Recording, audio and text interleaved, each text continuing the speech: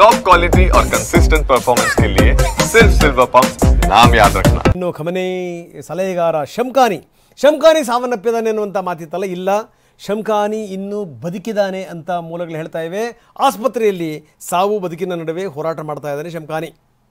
ನನಗನ್ಸುತ್ತೆ ಇರಾನ್ನಲ್ಲಿ ಯಾರ್ಯಾರು ಅಧಿಕಾರ ಹಿಡಿತಾರಲ್ಲ ಪಾಪ ಸಾಯಕ್ಕೆ ಹಿಡಿತಾರೋ ಏನೋ. ಉಪಾಧ್ಯಕ್ಷರಿಂದ ಹಿಡಿದು ಇರಾನಲ್ಲಿ ನಾವು ನೋಡ್ತಾ ಇದ್ದೀವಿ ಈಗೊಂದು 6-7 ತಿಂಗಳ ಬೆಳವಣಿಗೆಗಳನ್ನು.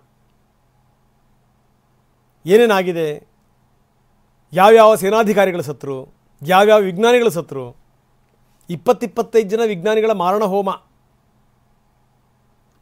ಶಮ್ಖಾನಿ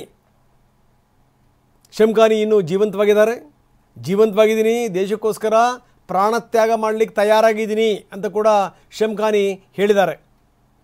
ಖಮನೈ ಉನ್ನತ ಸಲಹೆಗಾರ ಶಮ್ಖಾನಿ. ಈ ನೋಡಿ, ಈ ಯುದ್ಧದ ರೀತಿ ನೀತಿಗಳು ತಂತ್ರಗಾರಿಕೆಗಳು ಎಷ್ಟರ ಮಟ್ಟಿಗೆ ಬದಲಾಗಿದೆ ಅನ್ನಲಿಕ್ಕೆ ಬೆಸ್ಟ್ ಎಕ್ಸಾಂಪಲ್ ಇದು. ಯಾರ್ಯಾರು ಆಧಾರವಾಗಿರ್ತಾರೆ, ಯಾರ್ಯಾರು ಬೆನ್ನುಮೂಳೆ ಅದನ್ನೇ ಮುರಿದು ಬಿಡೋದಪ್ಪ. ಪ್ಲಾನ್ ಮಾಡೋನು ಗತಿ ಇರಬಾರ್ದು.